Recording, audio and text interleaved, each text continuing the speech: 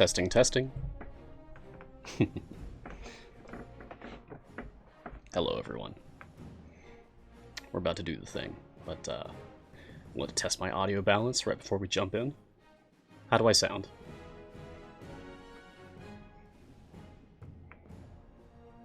Sounds great. Thank you, Chris.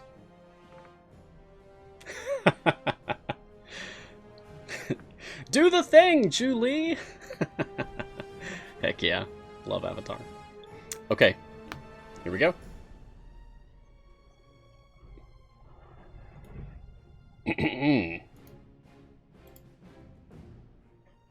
Greetings, champions. Cheers, and welcome to Mars Guiding Hand. I'm Mars, and this is currently a very fast Idle Champions of the Forgotten Realms, a free-to-play, officially licensed Dungeons & Dragons formation strategy game from Codename Entertainment. On this partner stream, we take a look at the latest content, discuss strategies, and answer any questions you may have about the game. So wash your hands, champions. Practice safe habits like social distancing during this global crisis, fight fear with positivity, and for at least a couple of hours, join me as we take a deeper look at all things Idle Champions. Today is Wednesday, April 1st, 2020. In this 12th episode, no fooling around. The extravaganza may be over, but we can still spring forward into the Greengrass Year 3 event. And take a look at Melf the Elf himself, the legendary character of Luke Gygax. So, that's what we'll be talking about today, as well as answering any questions that you may have. Yeah, I love seeing the pop-up. It's kind of in a weird spot, though. Seems like it needs to be, like, bumped up a little bit. Let's go migrate a little bit north there. Hey, Jetacero. Thank you for continuing your subscription to C&E Games. So, hi guys. I am currently in my Melf Unlock mission, so I'll be grabbing him as soon as this is done. I'm not really doing like a huge favor push right here. I just wanted to make sure I had enough favor to do things for the stream today. So we'll just go ahead and reset, and then we'll have Melf. Do you guys want to see me do a variant or a free play? Let me know in the chat while I wrap this up. My favor is currently 0, but I'll be ending this with at least 5e16. Oh boy. 5 yeah, like that's... I'm at the like too big to fail point of having an account where it's very, very rarely that I will actually fail something. So I'll time gates, events, anything like that, starting at 0 favor, not an issue anymore. I'm seeing variant more so than free play. Okay. So, I don't do a large favor. Okay, that's a good point, Gleacer, that I'm up this high. Well, when I say like a big favor push, I mean like high E20s to low E30s. So we'll just be finishing with E16 so we can grab Melf, and that will be enough favor for us to actually, you know, use him. If he was in a lower slot, then I wouldn't have been so keen on getting as much favor as I could for this unlock mission. But if I've got to use the guy on my show today, then I have to make sure I can actually unlock him, which means enough favor to get to slot 12. Okay. So welcome to Greengrass. Let's take a look at what we're dealing with. First variant for Melf is the Honorable Discharge variant. Defend Tribor from a Githyanki invasion, but only for so long with each champion. Each champion can only be used to beat 50 unique areas. A champion counts as being used if they're in the formation at any time during the attempt that beats an area for the first time. After a champion's been used while beating 50 unique areas, they cannot be used in the formation anymore. So this is interesting because this is the same idea behind the relay race variant in Tomb of Annihilation. If we could take a look at that, we'll come over here. I believe, nope, it's the first camp on the second page. Yes, relay race. Each champion can only be used to beat 150 unique areas, blah, blah, blah, blah, blah, same thing. So it looks like they took that idea and made the, like, event version of it. Okay, and that's stage 75, so not a big deal. The Problem Solvers is the second variant for Melf. Only champions with intelligence of 13 or higher can be used, and there's a typo there. That should be an I, not an E there. But it looks like that's the Strahd version of doing the event. Okay, that's interesting. Patron Strahd. And then Wheat from the Chaff, which we can't afford right now, but we can always fix that if we want to do that today. Melf starts out in the formation with Melf's Righteous Determination unlocked. Melf cannot be removed from the formation or swapped out. Only enemies Melf deems to be evil can be damaged. Oh, that's interesting. So you have to wait for Melf to mark an enemy. Aha. Oh, okay. I like that. I like this this spotlight variant for Melf. That's interesting, and that's the 175 variant. Let's go ahead and just start with Honorable Discharge. Is there a way to auto-click in this game? Glove, yes, you can use familiars. Come on, load.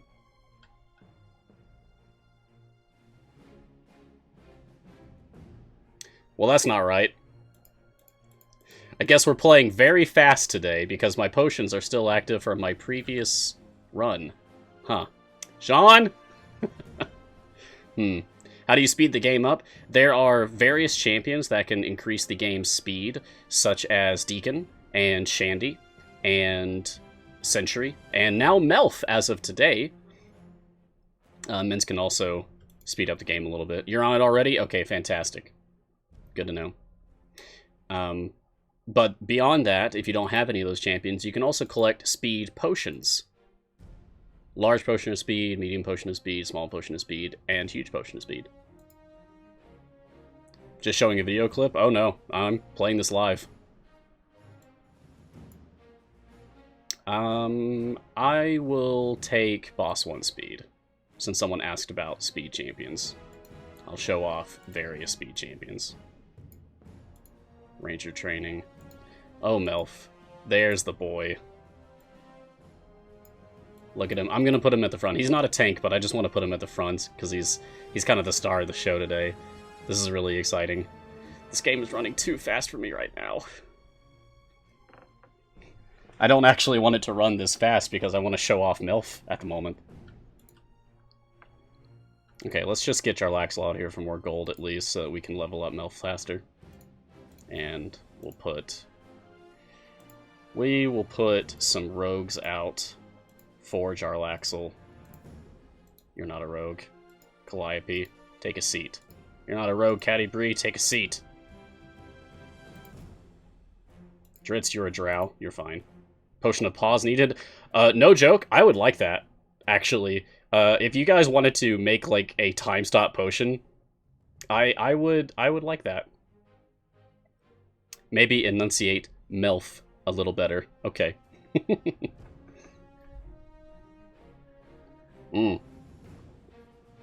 Melf. Does that do it for you? I don't want to look at your specializations just yet, Melf. We need to talk about what you have before that. What's the tea of the day? The tea of the day is a green matcha with honey. So Melf is a neutral good, my favorite alignment. Fighter, wizard, elf. This is one of my favorite combinations for race, class, alignment. This guy's after my heart. It's amazing. Born into the royal family of Selene, he assumed the simple name of Melf, eschewing a life of comfort as a noble to study the arcane arts and train as a swordsman. He delved in the dungeons of Castle Greyhawk, the lost caverns of, I'm going to butcher this, Sochkanth, and many other harrowing places, honing his skills, knowledge, and amassing powerful magical items. Melf sees himself as a weapon of weal, hurtling toward the heart of the darkest evils of the realm. I love that line. That's a very good line. He is opinionated and has a touch of conceit that he is blissfully ignorant of possessing.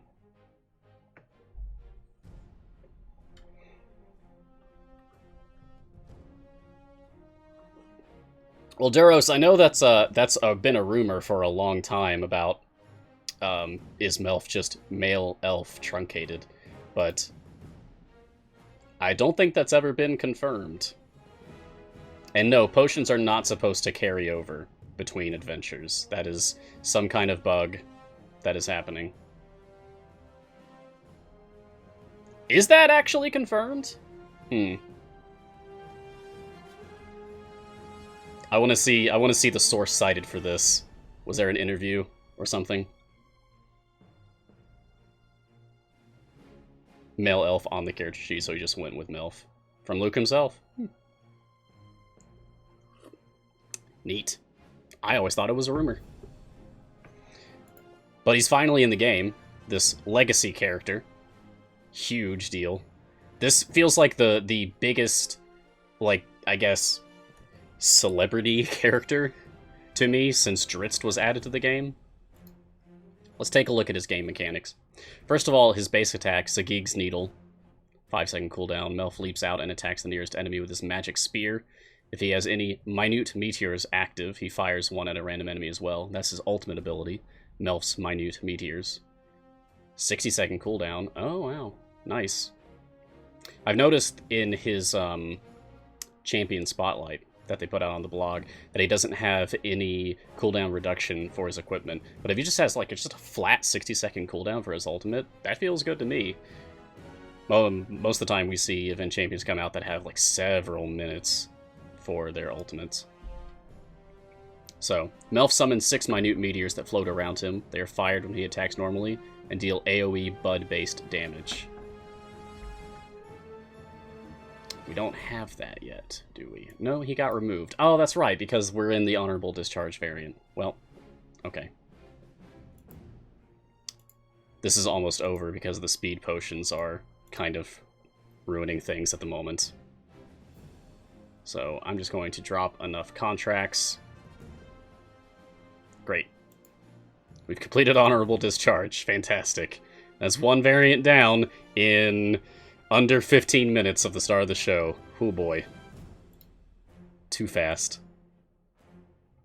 CNE, do I just need to like restart my game, or is this going to be a hotfix when it gets fixed? Yeah, that was way too fast. I feel like I should just do a free play and not ruin my my variants here, so that I can still show off the variants maybe next time. We talked about the variants, and maybe that's good enough for now. I'll just do a free play. Thank you, Chris. I appreciate your vote of confidence. What is the bug? The bug is that potions are carrying over between adventures. Hey, they're gone! Okay, finally. Good. Thank you very much, CNE, for fixing that. I like going fast. I just don't like going fast constantly. It's too much. Too much speed. Thank you, thank you. Okay. Now we have a better shot at discussing Melf and actually using him.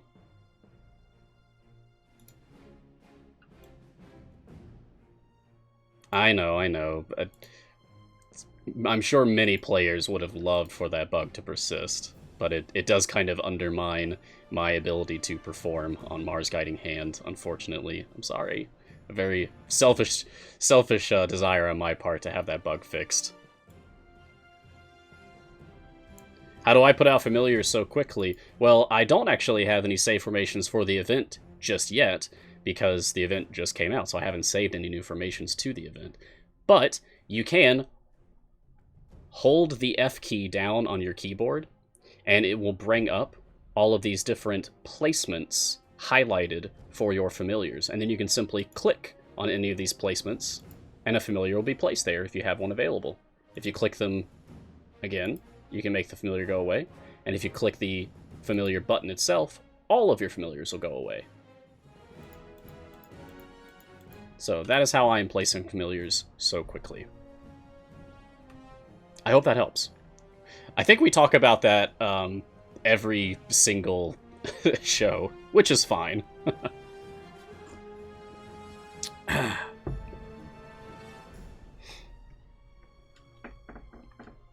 Why are Ayla and Narak not unlocked in your event? Because I already have them from the previous years of Greengrass. This is Greengrass Year 3, so I already have Narak from Year 1, and Ayla from year 3 geared up and ready to go already. I've already completed all their variants in the past.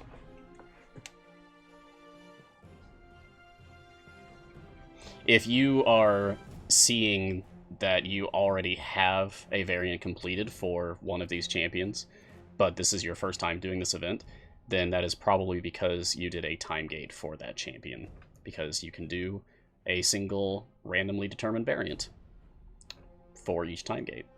Can a new player get all 3 champs glove? Yes, definitely. If you are persistent. If you are devoted to the task, yes, you may. It's honestly not difficult if you know what you're doing.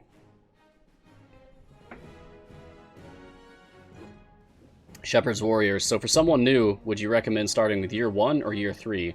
If you mean like which champion to start with, the unlock mission for each of them is like the same difficulty. It's just previous year champions, their unlock missions are going to cost less. And I believe their variants cost less. So I would recommend any of them, honestly. I'm very excited for what Melf brings to the table, both for support and for speed. Ayla is one of my favorite characters to use, like, perennially, because she is a support champion tank whose position in your formation, if you're not using her as a tank, doesn't really matter very much, at least for herself. It may matter for other people, but not for herself. Because she supports by, like, debuffing the enemies with lightning. I like using Ayla a lot. She has a very cool, like, concept and design.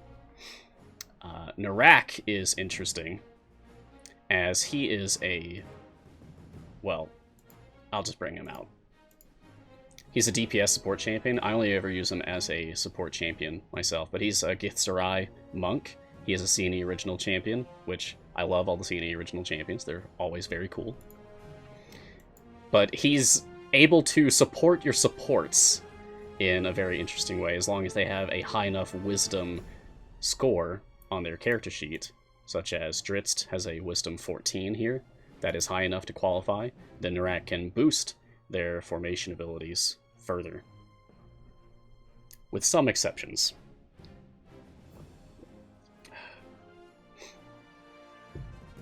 Capitan, kind of an overwhelming number of heroes for a noob. Any good rule of thumb for who to spend gate tokens on when we have time for that?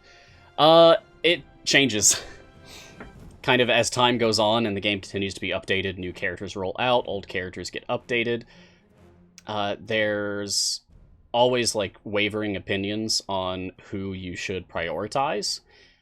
I think that speed champions may be one of the most important types of characters to focus on.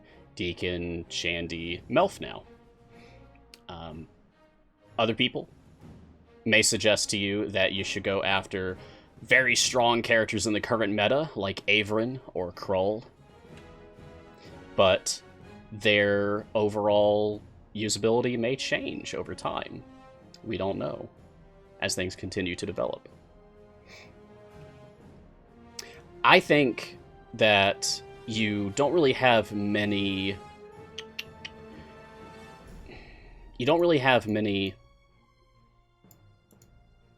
tank options at the very start of the game. Runor Celeste Nayeli, there's your first tank. And then Jarlaxle and Calliope and Ashara and Minsk and Delana or Hitch. And then Makos. And then Tyrell. Yay, Tyrell. You can have Tyrell. So that's slot 10. That's a big jump between slot 3 and slot 10. And if you're a new player, that kind of shoehorns you into using Nayeli as your go-to tank pretty much at all times, which is very restricting for your formation designs, as Nayeli wants your DPS to be in the column directly behind her, and she wants to be in the very front as your tank. So often in, like, the time gate mega threads that come up every 3 weeks on the official subreddit of the community, I will recommend to new players to grab a tank from their options, like Ayla, or, well, I would say Grama, but she's also in the same slot as Naeli. So, like, a tank that is in a different slot. Even Sentry, slot 4. She could be good.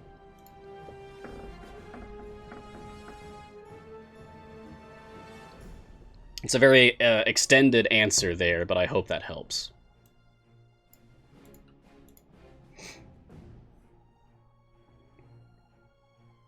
Okay, good. I'm glad that helps, Capitan. We want to take a look at what Melf can do, but we need to get some more levels on him. So, we're going to chill for a while. I'm going to put out some different people here. I'm actually going to take Celeste. Yeah. And I want Naeli. You know what I really want to do? I want to put all of my champion skins out. Oh, I won't forget Melf's feet. I'm actually leaving that exclamation mark there as a mental note to myself to go over Melf's feats later. Okay, here's Champion Minsk. I hope everyone got their chance to grab the Champion Minsk skin from the Spring Extravaganza event that just ended.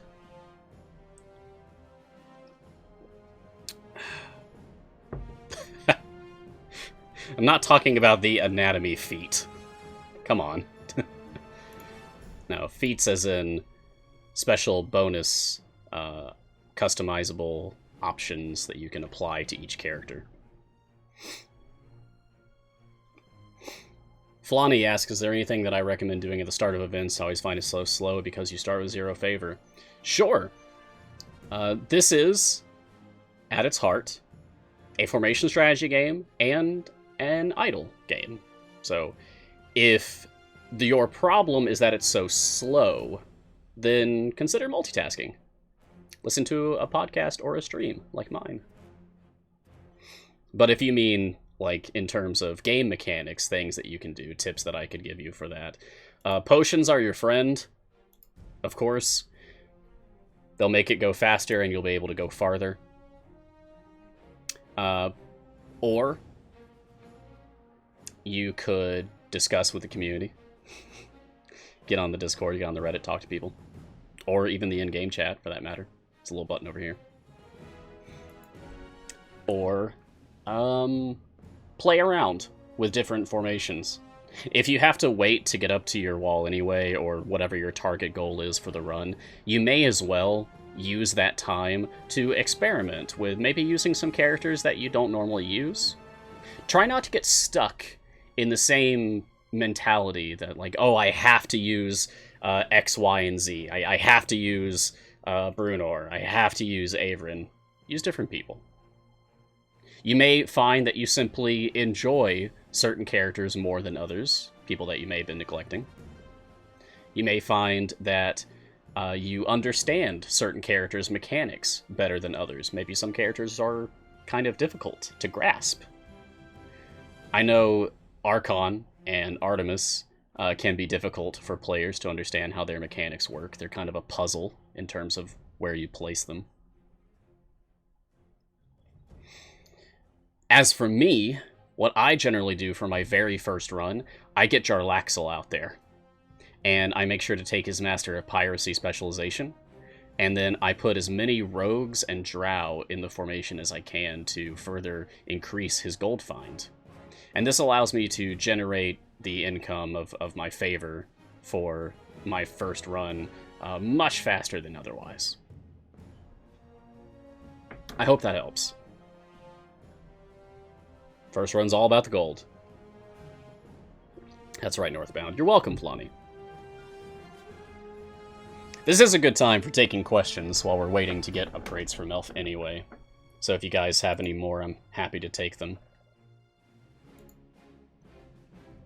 Okay, we do have some upgrades on Melf now, so we can talk about Melf's Adaptive Support spell. His first formation ability he unlocks increases the damage of champions adjacent to Melf by 300%. The effect is increased by 50% if another elf is in the formation. So this is fun. I like that this is a support ability that like checks different boxes based on what else you're doing in your formation. Increased by 50% if another elf is in the formation. Now, what I want to know, and maybe C&E, you can confirm or deny this for us. Does this count half-elves? Do half-elves like Calliope or Avron count for Melf's adaptive support spell for checking the box for elves? Because half-elf is one of my favorite races. Ooh, looks like Garwar, very much disagrees with my opinion on half-elves. Checking with Justin, thank you. Thank you, Cine. Let us know when you can. I will move on. So, the effect range is increased. Instead of just being adjacent, the effect range is increased by 2, which is a huge jump, going from adjacent to, like, 3 steps away, if Melf is not in the frontmost or rearmost column. So you don't want him all the way in the front, and you don't want him all the way in the back. Like, anywhere in between would be better for Melf. The effect is also increased by 10% for each unique race in the formation. So he wants, like, a menagerie of friends. Melf is all-inclusive here, which I appreciate. Yes, drow are elves. Drow are dark elves. How do you end a run? You go up here to complete adventure, and you complete the adventure. If you're in an event free play, you want to wait until after stage 50 to do this, or else you will not get the chest and you'll have wasted your event tokens. Hey, Nightbot just posted something in the chat that I want to highlight here while we're waiting for an answer from C&E/Justin. Nightbot says, grab our Idle Champions coloring sheets here. We will release a community code for every 100 colored each week. So, for those of you who don't know, check out the link there, and it'll take you to the blog post on the Codename Entertainment website, where it will talk about what's happening here. Oh, let's look at Melf's. Ah, look at Melf's ultimate. I'm going to put him at the front here so we can see it better. Ah, that's so cool! Oh, man, look at that. I love how these orbs are, like, the way they float. That animation is so smooth. Like, it feels three-dimensional. That looks great. Who did that? Hey, C&E, who was responsible for the meteor animation specifically? Because it looks very nice. Yeah, I like how slowly, kind of majestically they're floating. That's really good. Anyway, I'm getting sidetracked. Go check out that link to the blog post, and you'll be able to find the official Idle Champions coloring sheets. Print one out, or not. You maybe do it digitally, if you prefer. I did one digitally. Color it in, and go post it either in the fan art channel or the official Discord. Join the Discord. Or, you could post it on the subreddit. You could post it to Twitter or Instagram, as long as you like tag Idle Champions and use like the hashtag Idle Coloring, I think it is. And for every 100 sheets colored, they will be releasing a community chess code for all of us to enjoy. So that's a very, very fun little group project for all of us to be involved in. I did my part. I did my rendition of Havelaar, the slot 10 character that swaps with Tyrell from the Brimstone Angels trilogy of books by Aaron Evans, and the sister of Frida here, who's in a skin currently. But yeah, I did a palette swap of Havelaar, basically using the colors from my own character of Mars. It was fun. I had a good time. As Lyra pointed out in the chat, there is a baby Spurt coloring sheet, which is adorable. I've been seeing the pictures of baby Spurt coloring sheets posted from, like, what, some convention? Was it PAX? Something? And then someone who put it on their window, like window art, and that was beautiful. That got posted up on Twitter. Yeah, the gelatinous cube. The gelatinous cube page is really good.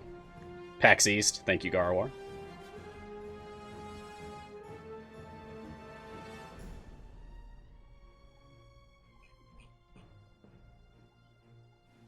PAX East, okay, awesome. Yeah, and this is my first time that I can actually go grab Baby Spurt myself, so I may take a shot at Baby Spurt. I'm not doing great on the crayon front, however. Is this? No.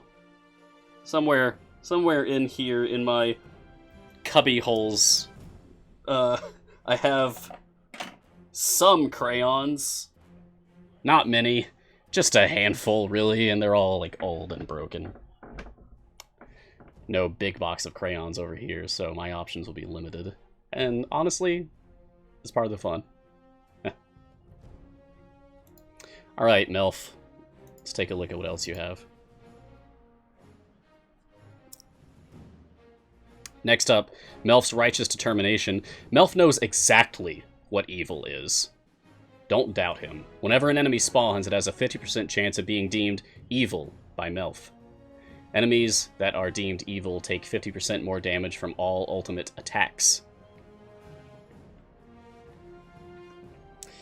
So this doesn't seem like a huge boost in damage to me. I'm honestly not thrilled about this. I like this conceptually. I like that Melf is just kind of waiting around and then looks at someone and just, evil! That one's evil! Kill it! But I'm not as excited about this as I am about the rest of his mechanics. And that's okay. I think everything else that Melf brings to the table is really, really interesting. This is, I think, what many players are going to be most excited about. Melf's Speedy Supplement. We have a new speed champion. As of today, it's Melf the Elf. Melf provides a random speed-up buff. The buff provided changes after every 50th area and draws from these three possibilities. 1. A 25% chance to spawn additional enemies. 2. Increased enemy spawn speed by 25%, kind of like how Deacon, with his confidence in the boss speed ability, increases spawn speed. Or 3. 25% chance of increased quest drops. And this is like how Havelaar, with one of her imps that's out, can cause fiend-type enemies to drop multiple quest drops. And the first one is like Minsk, in that Minsk can cause additional enemies to spawn on occasion. So it's an interesting like hybrid speed ability that changes every 50 areas. Oh, that's wild. Okay, let's take a look at his specializations now.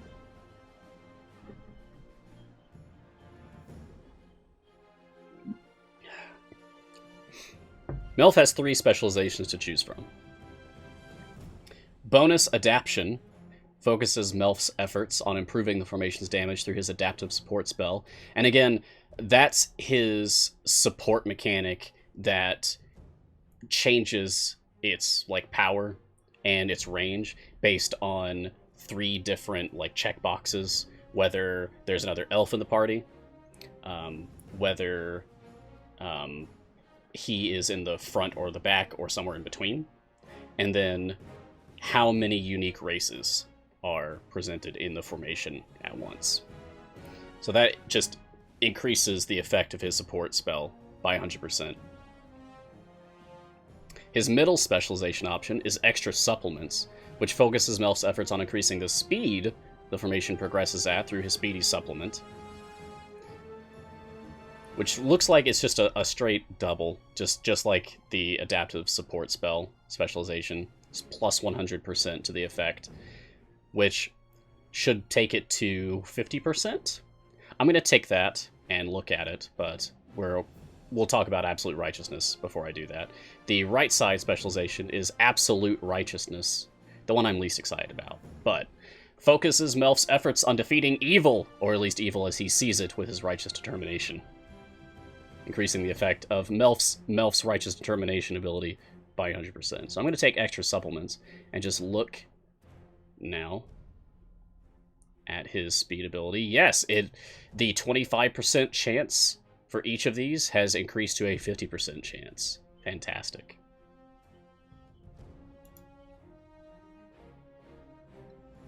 Oh, I wish I could reduce the lag too. I'm so sorry.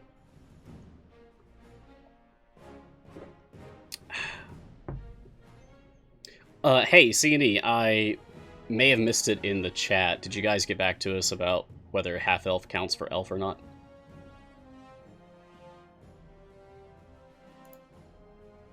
In the meantime, let's look at our feeds. Oh, they haven't said anything yet? Okay.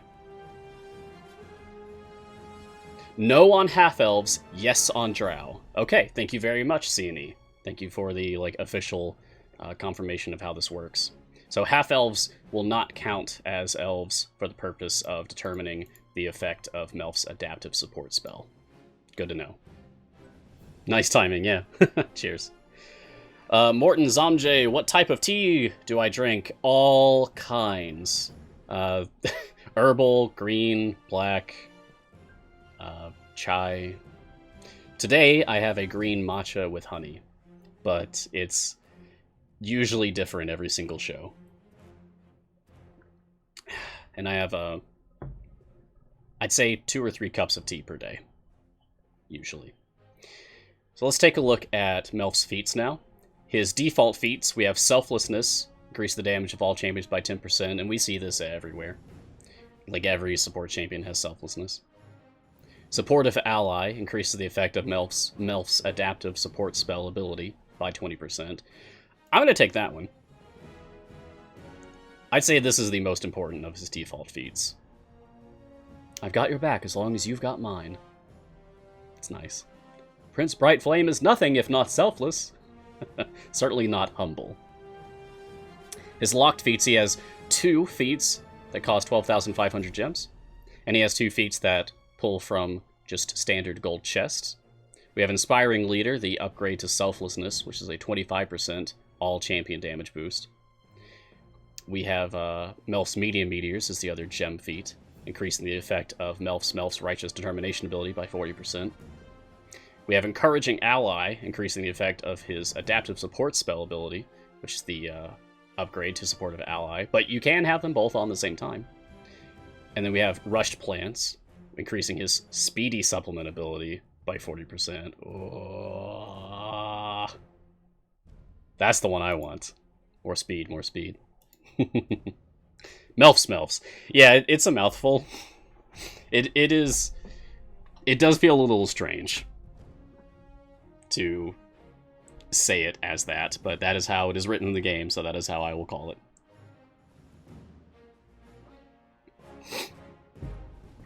You don't quite understand how Narak specialties work. Can I go over them after Melf?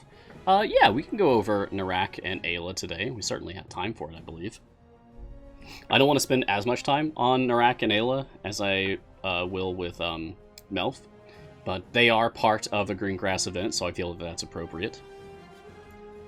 Let's go ahead and just get some levels on each of them, just to bring them up to their specialization choices, and then we will go over them.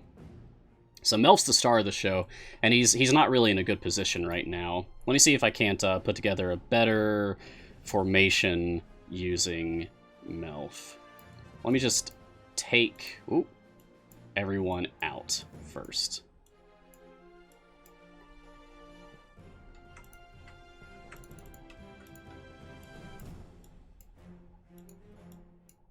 Okay. Melf, I don't want you in the very, very front. Melf is in slot 12. He swaps with Archon, Azaka, Zorbu, and Neris. Thank you for asking. I didn't cover that. I don't want you in the very front. I don't want you in the very back.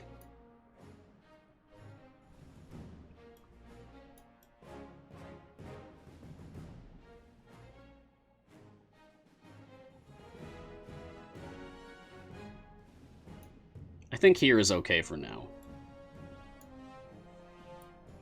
Now, I want as many unique races in the formation as possible. and at least one elf. Okay. So, a Fearbulg. Tyrell happens to be one of the best tanks in the game. So I'm happy to use him. Also our only Fearbulg so far.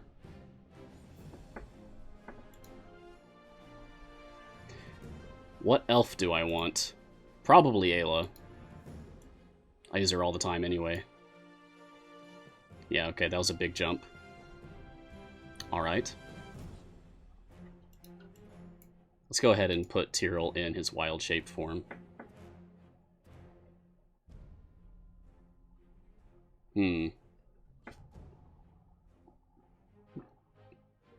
Yes, I pronounce it Fearbulg. That's what I'm used to hearing in media. Like podcasts I listen to, streams I follow. What makes Tyrell one of the best tanks?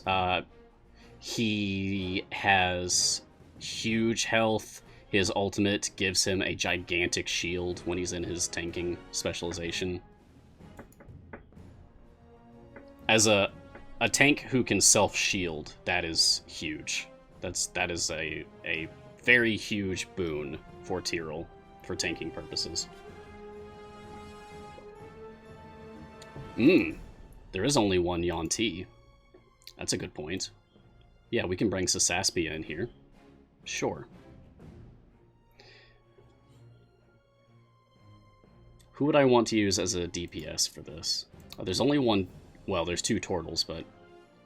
I'd rather use Gromma than Krull, just because Krull feels overdone at this point. Does anyone else think Mars talks out his formation setups aloud, even when not streaming? No comment.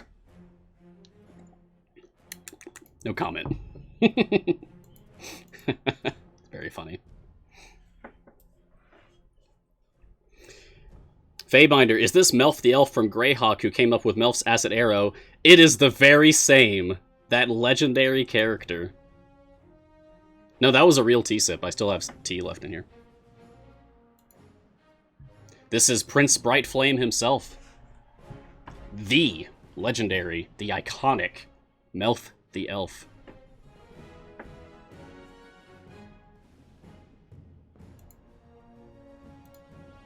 I'll take Shandy. Because we don't have any other halflings yet in the formation, and I probably won't put any others in the formation. And I'll take her speed boost. And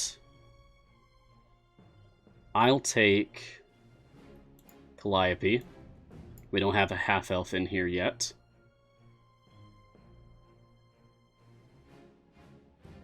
Oh my gosh, Melf on a shelf as the holiday skin this year. That would be amazing.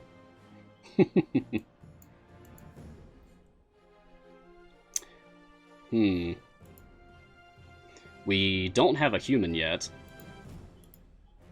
Which is good, because I can show off Vampire Catti-brie, which may be one of my favorite skins in the game now. If you like how this looks, you can pick up Vampire Catti-brie from the Strahd von Zarovich patron shop right here. Vampire Catti-brie skin. Also unlocks Catti-brie if you don't already own her, as well as getting 7 gold Catti-brie chests and 2,000 Barovian coins. No Narak? Oh, we're going to put Narak in. Don't worry. He's a Githzerai and the only one that we have, so we might as well put him in. But his placement is going to be very important. How much wisdom are we working with here for Melf? Only 11, okay. So, not going to be good for Melf to use, like, to put Narak right next to him. Melf won't care.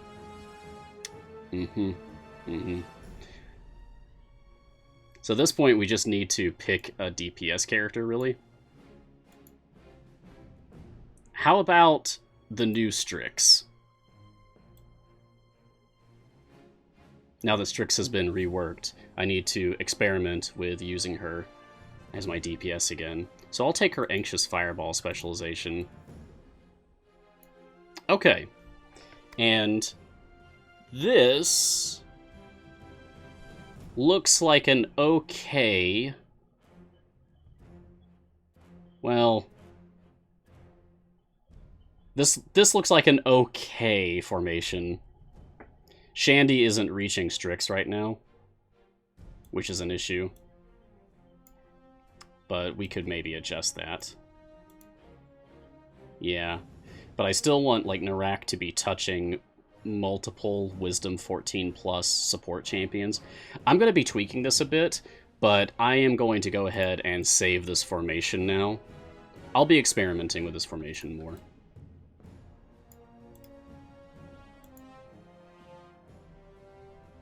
Just a moment. And after this, we'll be talking about Narak and Ayla.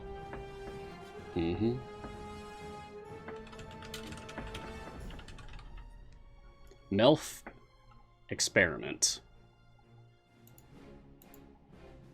Okay, good enough. Hello, Meliani and E. It's difficult to say. Welcome to the stream.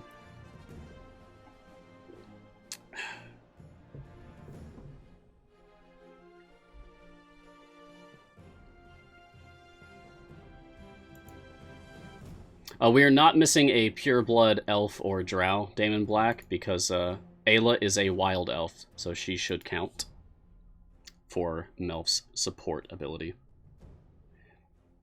Jodan, the Catti-Brie skin is available from the Strahd patron shop. If you click on your patron window and then navigate over to Strahd if you have him unlocked. Alright. Let's take a look at the previous year's event champions in order. So we'll be starting with Narak. Narak, the lawful neutral Githzerai monk, is a DPS and support character, a codename original character. Having watched your party's progress for many years from Limbo, the great Githzera Zareth Menyar Ag-Gith has dispatched Narak to join your party on the material plane. Though his true motivations are unknown, and have remained a mystery for years now, Narak is a masterful Kensei monk whose Kensei weapon, Naginata, is a force to be reckoned with on the battlefield. Reserved and aloof, Narak sometimes has a hard time interacting with those he sees as his lessers, but he nevertheless seems committed to the party's cause. He also has one of my favorite item descriptions in the game. His alchemy jug in slot 3. A wondrous device. Would you like 2 gallons of mayonnaise? Which just makes me feel like he must be a lot of fun to hang around with. Just this strange alien spear warrior guy. Oh, magical mayonnaise! He's got to be fun to be around. Alright, Narak. What do you have? Keymaster. Narak gains 1 key point every time he attacks with his Naginata. Each point increases his damage by X% additively and reduces his base attack cooldown by 0.25 seconds additively, stacking up to 8 key points. So he will attack faster and do more damage each attack as he generates more key points. Stunning Strike. When Narak attacks with at least 4 key points, he consumes 4 key points and stuns all enemies he hits for 2 seconds, while also dealing 100% more damage. So this is cool. How he has a built-in stun ability once he gets up to enough of his key stacks. As well as dealing more damage, of course. But I like stunning abilities. Stun locking a boss feels good. Death Strike. Every second base attack deals additional damage and grants 1 extra key point. You see how this just kind of builds on itself. He's just all about generating these key points and then expending them to deal additional damage and stun just constantly. Kensei Cleave adds a wide AoE cleave to every 3rd normal attack, which can apply his stun, I believe, his Stunning Strike. Stuns all enemies he hits, and if his 3rd attack is a cleave hitting everything in an AoE, then that means he can stun everything in that AoE. Githzerai Focus. This is his really fun ability to me. Increases the potency of the formation abilities of adjacent champions with a wisdom score of 14 or higher by 50%. Oh boy. So if there's particular support champions that you enjoy, and they have a high enough wisdom score, Narak's your best friend. Throw him in there, and that champion you like will be even better. You heard Narak is good with Companions of the Hall. Is that true, and why? Yes! And that is because Drizzt... Well, I can get out if I switch Ayla here. Drizzt has a 14 wisdom score. And Bruenor has a 14 wisdom score if you apply his observant feat that increases his wisdom score by 1. And this allows you to enhance their formation abilities by having them be adjacent to Narak once he has his Githzerai focus. Hey, Eileun, thank you for subscribing to the C&E Games Twitch channel.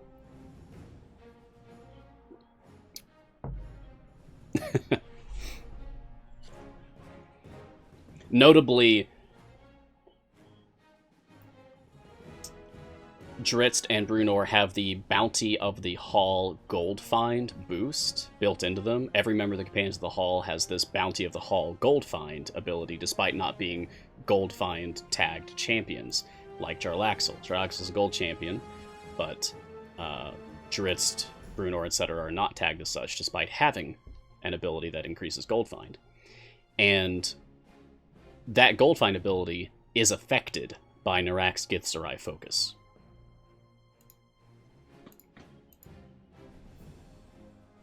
Okay, and that pretty much does it for Narak. We'll move on to Ayla. Oh, actually, we need to do Narak's specializations. So, first he has Kensei Advantage.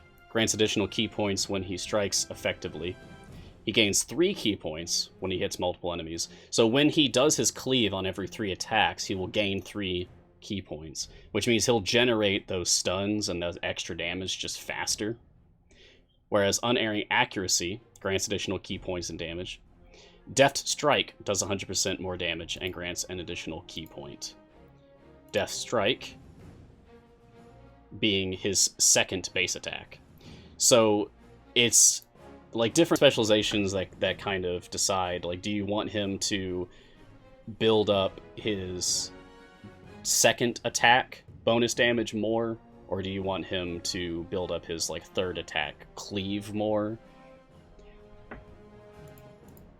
I usually just take Kensei Advantage. I want him stunning multiple enemies more often.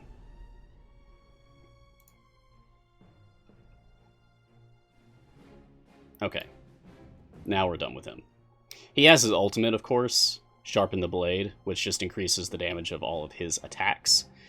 So this is good if you are using Narak as your DPS, but otherwise, not so much. Okay, now it's time for Ayla. Ayla, the Chaotic Neutral Wild Elf Barbarian, is a tanking and support champion from the Heroes of Erebus affiliation, currently with herself, Keelik, and Sentry as members, but more to come. Ooh. Ayla was found and raised by a clan of wild elves, but never truly felt like she belonged. The tartan that was found with her is the only clue she has to her lost elven roots. Ayla is stubborn and proud. Whenever anyone questions her past, she simply states, "I'm a delight!"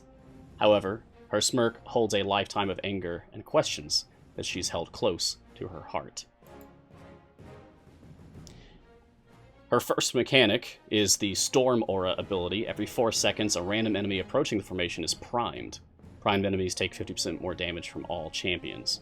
So this is her debuff, that she marks enemies with lightning that drops from the sky. She has a health sharing ability like all the tanks in the game. Storm Soul. When Ayla attacks a primed enemy, they are stunned for 2 seconds. So remember, priming is when the electricity, like the lightning, drops from the sky on them. So then if she hits them, they're stunned once they have that mark on them. And Electrified, increasing the damage they take from all champions by a large amount for every alive electrified enemy. So this can get up there. If you have a lot of enemies out, and they've all been struck by lightning, they've all been primed, and then she starts electrifying them by attacking them after they're primed, this can get up there. That can be a big number. Raging Storm. When Ayla attacks an electrified enemy, all nearby primed enemies are electrified, and then all nearby electrified enemies are stunned for half a second.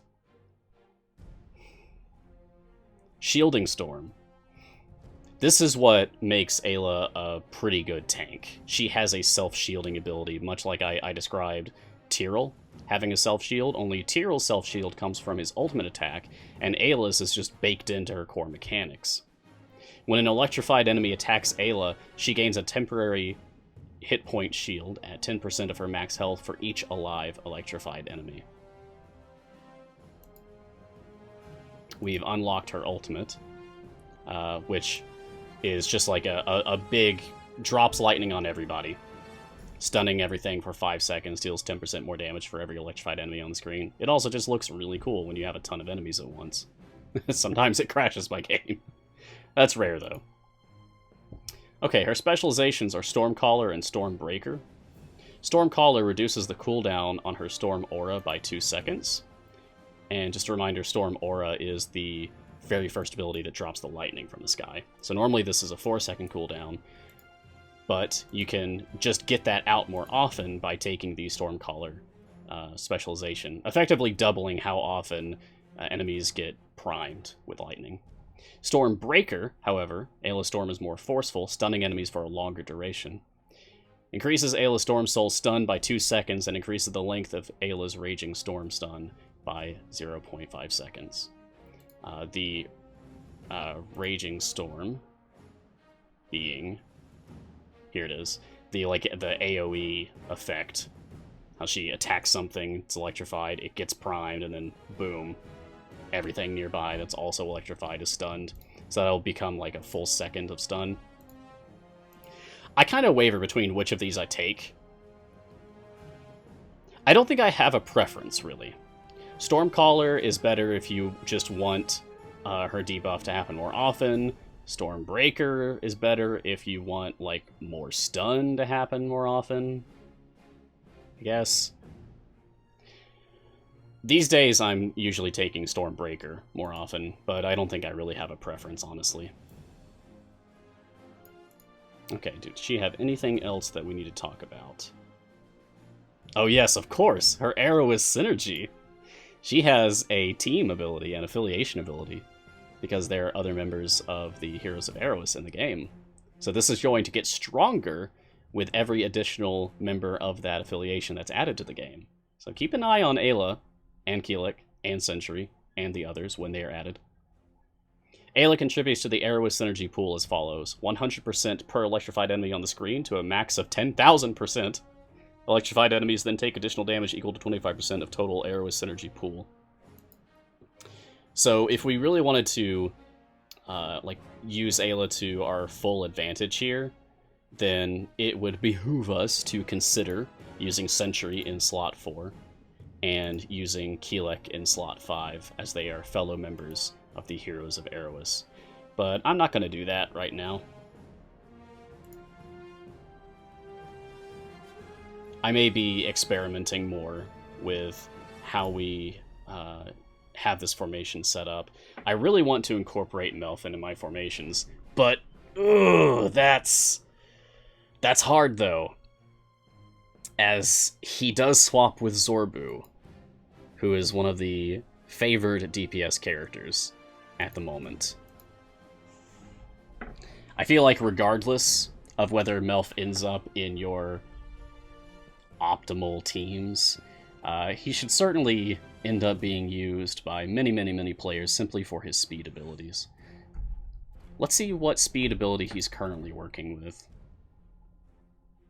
Current effect, whenever a non-boss enemy wave spawns, there's a 50% chance of an extra enemy spawning. Okay, so he's increasing number of spawns at the moment. Very nice. I'm almost out of tea. I am out of tea. It's the worst moment of the show, but I still have water. Stay hydrated.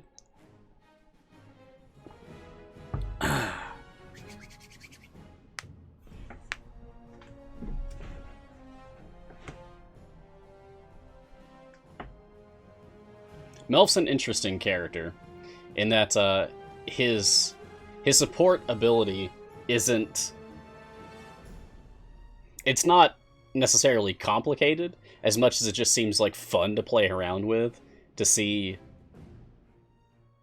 Do I want to put another elf in? Probably. It's a big boost to it if you put another elf in, and there's plenty of good elves to choose from. Do I want to put unique races in? That's more iffy, because there's many champions of the same races that are particularly powerful. Like, there's a ton of human champions that are really good. So that one's more difficult for me, at least. Hugh Bader, how long you are playing this game? I am closing in on 14,000 hours for this account, my main account, and I probably have around 1,000 hours total across my other accounts. But I rarely play those accounts anymore. It seems like someone asks that question every show. Mordined question, which of the update changes affected your wall push formation, and which one helped you most? You know, I actually still don't know yet. Well, the soft cap increase, of course, is probably going to help me push my wall. But the adjustment to how ultimate attacks work with debuffs is going to have diminished my ability to, like, break through my wall. However, I feel like once I get all of the Strahd global patron perks, then that will also help to mitigate things. Maybe, like, I'll be able to get past it all. I feel like it was a very interesting rebalance where they definitely kind of affected people.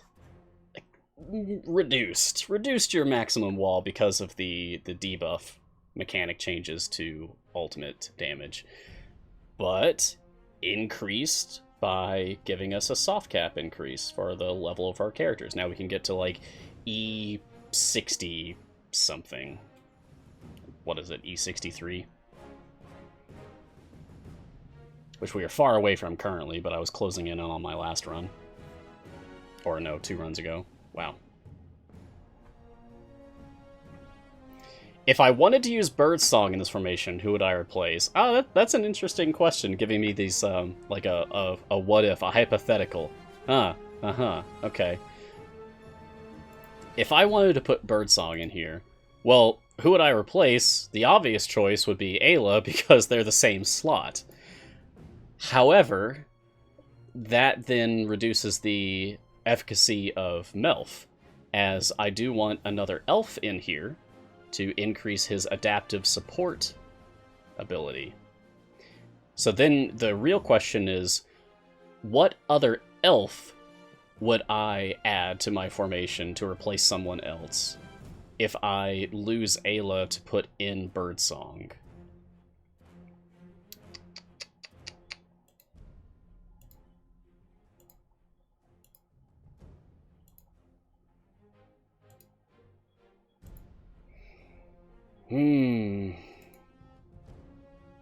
There's Walnut. Walnut could be good.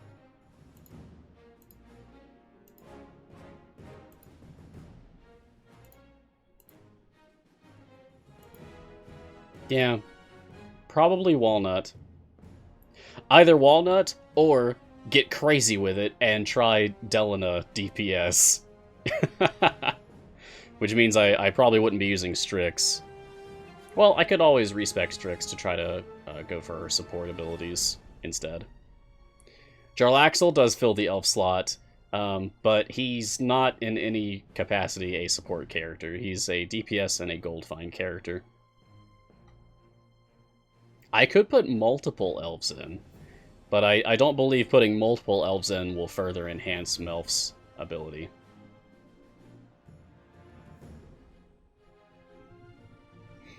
Okay, we have talked about Melf at length, as well as Narak and Ayla.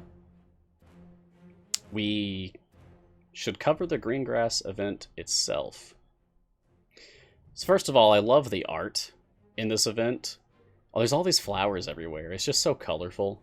It really feels like a good spring-themed event. It's lovely. Sometimes I'll do a time gate for Ayla or Narak, or I suppose Melf now, just to see this art again, because it's refreshing, honestly. You get to fight Githyanki. There's a Githyanki airship just docked here. It's so cool. I really enjoy this event just for like its flavor. Plus, you get to fight a giant brain monster, and who doesn't enjoy doing that? Lots and lots of mind flayers.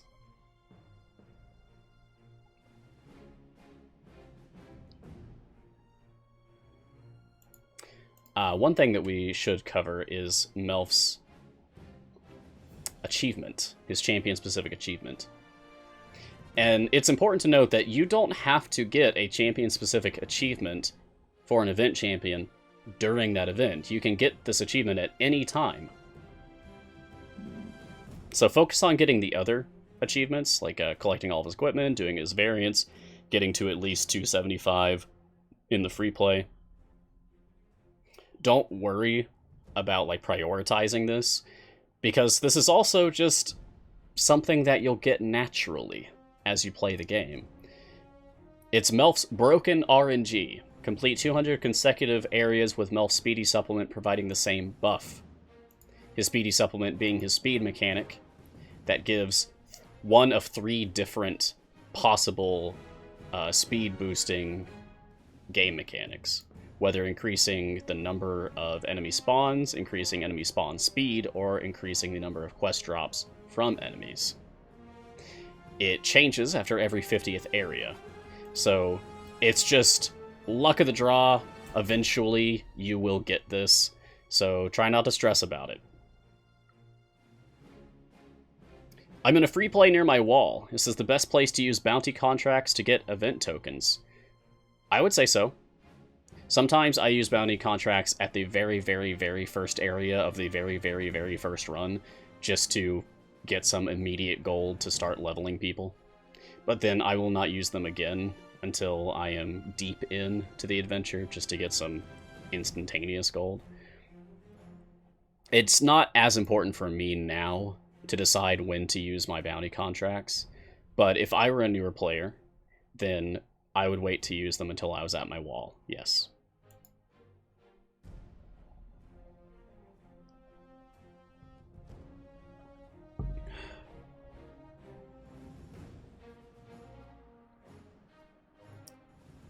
Is there an auto-clicker detector in this game?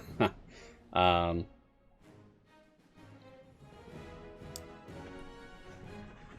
don't think so, but I'm not sure. If you're interested in auto-clicking, get familiars. There are several familiars available for gems that you can purchase. The Mage Hand is the cheapest. You can get the Mage Hand day 1 playing the game, really. You need to reach area 66 in any adventure in order to unlock the ability to use familiars.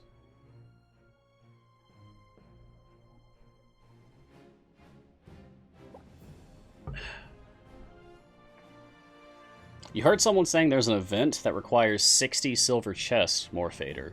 What's that? Nothing comes to mind.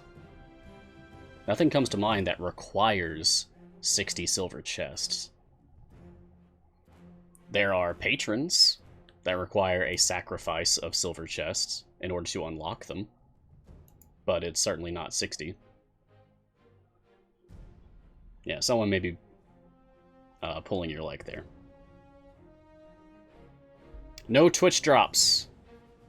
That was a special one-time thing for the launch event extravaganza marathon of streams. We had 7 hours of streams in one day, all in a row. Yeesh.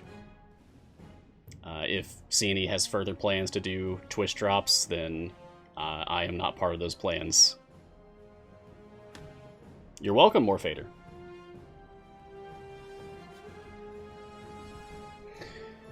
Yeah, Morton Zomjay took you a week to unlock the Mage Hand. It really just depends on how much you're into this game, how much you want to do. If you really want to really grind out the gems day one, you can. But some people want to play the game more casually, and that's perfectly valid. Play the game at your own speed. It's not a competition. Yeah, I reached out to C&E about what game version they would prefer to have on the screen, and they said no preference. So I'm going to just go back to using whatever it says in the game itself. It says version 0.294, so that's what I'll use. I figured that's going to be more useful for people like going through the archive of videos if they watch again in the future, rather than just having version 1.0 on the screen for every single episode.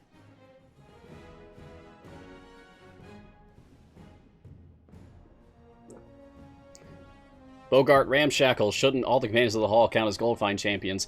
I think so. I have opinions about how tags are used in this game for roles. Some characters have Goldfind abilities that are not tagged as Goldfind champions. Other characters have Goldfind abilities and are tagged as Goldfind champions, but they do not always apply, such as Makos.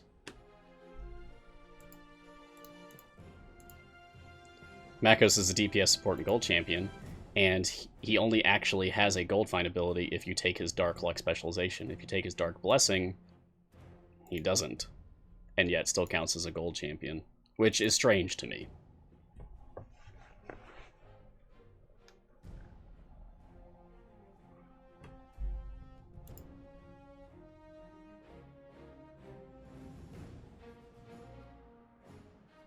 Makos doesn't have gear that gives gold. Makos has gear that increases his Dark Luck and Dark Blessing abilities, which are the specializations. So I think there is inconsistencies with how things are tagged for their roles, and perhaps this will change. Perhaps the philosophy behind how champions are designated for their different roles will evolve in the future. But for now, I think we're fine, really.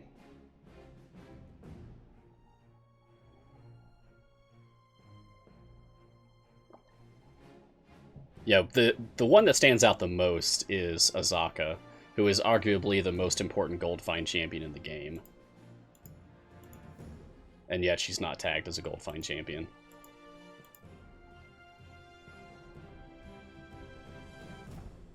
Cubator, when and where this game first arrived? Ooh, first launch, the first platform the game was on was Steam. And that was in, like, summer, fall 2017, I think. I started September 22nd, 2017.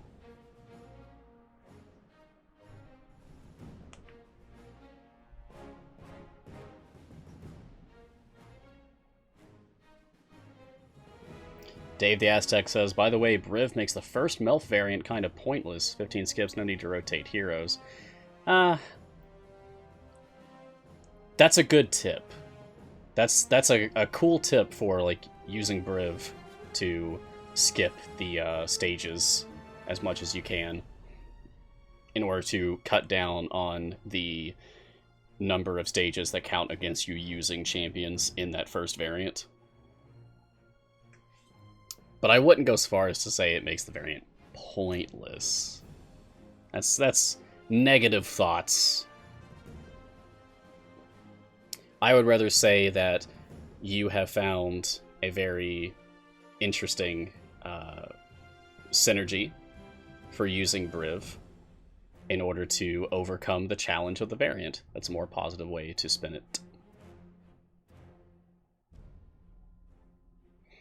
So sad that Briv skips bosses. Don't be sad, Morphader, because you still get the gems, or chest, or whatever would have dropped from the boss. It says so explicitly. You still get the stuff. God Laka. Hello. You are new. You start playing only a few days ago. Welcome to Idle Champions. I like being the welcoming party. You can only push till level 110. Hey, that's still really good for starting just a few days ago. What level should you reach to start to open gates? Like time gates? You should just do them. You only need to beat stage 50 in a time gate to unlock a character, which is the most important thing that you can do. So, I'd say go ahead and get started. Get started on your time gates. Get new characters. And good luck to you. Also, join the community, join the Discord, join the Reddit. We can talk to you, we can help you figure out your formations and learn to play the game.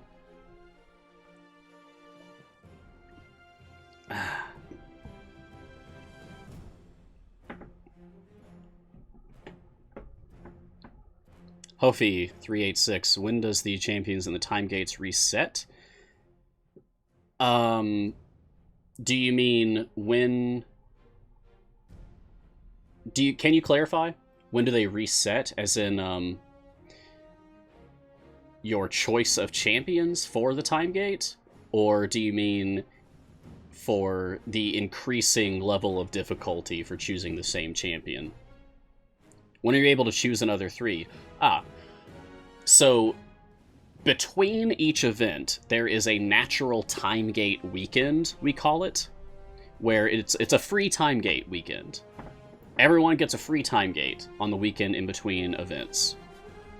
So when this event ends, which is in 11 days, 21 hours, and 42 minutes, if you wait until that weekend, there will be a free time gate. And at that point, you'll be presented with 3 random champions to choose from. You pick one, and you do it. However, as long as you have at least 6 time gate pieces, I have 19 of them,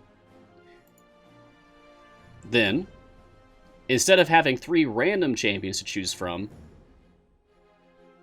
you can pick any champion and just do that time gate. So you can pick your favorite, or just someone that interests you, someone that you think you're missing and that you want. I hope that helps. Time gate pieces drop randomly from boss kills once every 5 to 6 days. And you can also get more through other means, such as the patron shop. If you have unlocked any patrons, I'll show you here, then you can go to their shop, and you can purchase time gate pieces for in-game currency that you earn by just playing the game from each of these patrons. So you can get up to 3 bonus time gate pieces per week. It's very nice. So it's like every 2 weeks, even without the random drops, you can just do another manual time gate. It's fantastic. Nepilol, how do you get equipment levels? Open chests. That's the very short answer. I'll show you here. Use your gems. Go to the shop. I'm going to purchase 1 gold chest, and I will spend the rest on silver chests.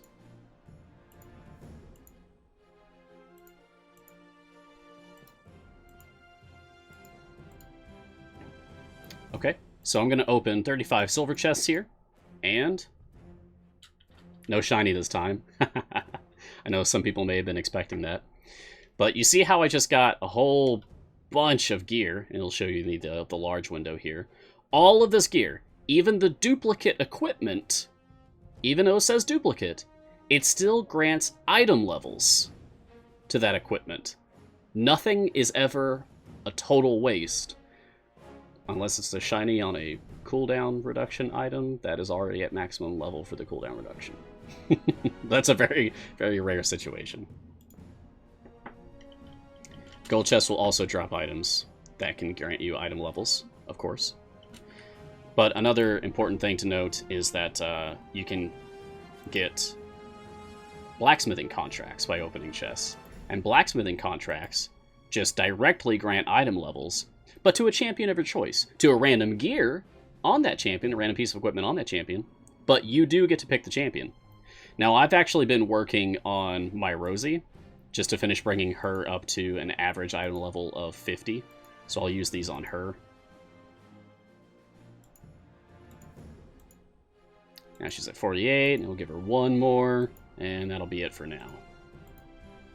Yeah, still at 48, so she'll probably be done by the end of the week, and then I'm not going to be leveling Rosie anymore. I'm kind of down to the dregs of the champions that I don't really want to spend a lot of time and effort on. Which of the 6 slots gets upgraded? That is the random part. Yes. Supply, that is a personal experience, yes. Yeah, I've gotten... Just in the past week, I got a shiny... I think I was on my last show, maybe, that I got a shiny and it landed on a slot 6 cooldown reduction item that was already at the maximum level for that gear slot.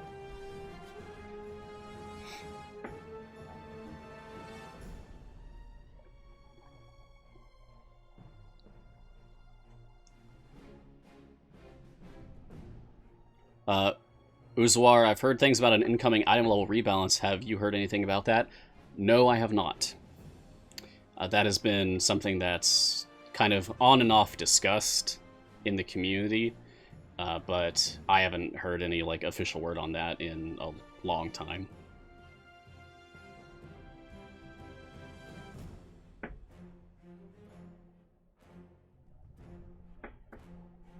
Die, brain monster.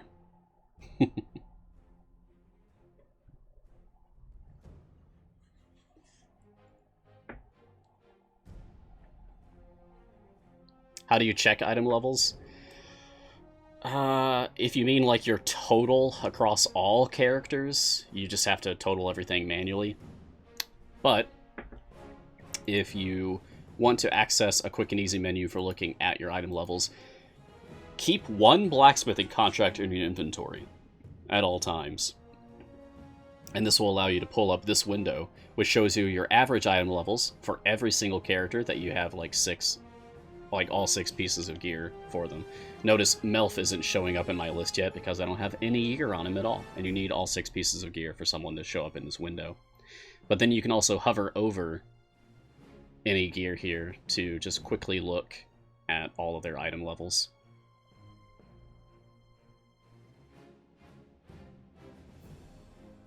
As well as the rarity. So that's my tip for you if you want just a quick and easy way of looking at item levels.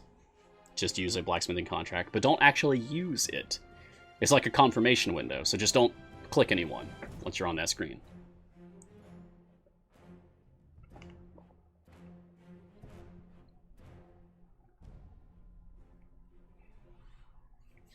Damon Black, is there a point at which using blacksmithing contracts on a character becomes not so good, like a diminishing return? I actually don't know that one.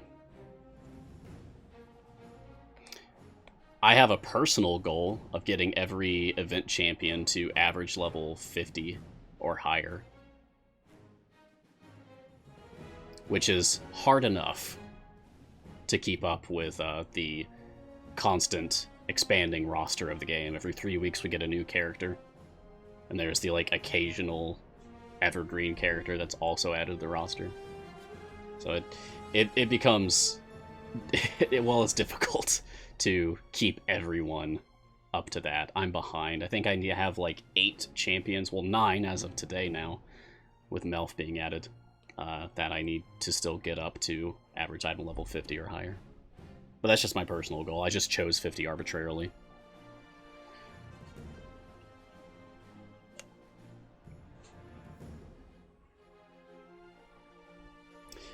Duros Claw asks an important question. Do bosses drop more gems further along in a campaign or adventure, or is it always around like 5 to 10 per boss? There are not... It is not the situation that there are increasing rewards for going deeper into an adventure. There is one exception, which is that during a time gate,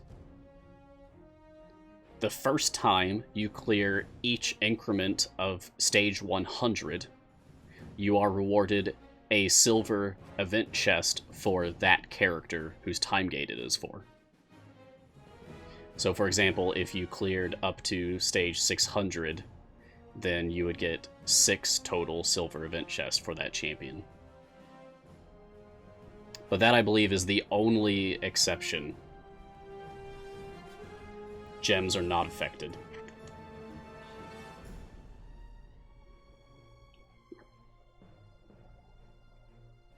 There's just a little bit more than half an hour left in today's show.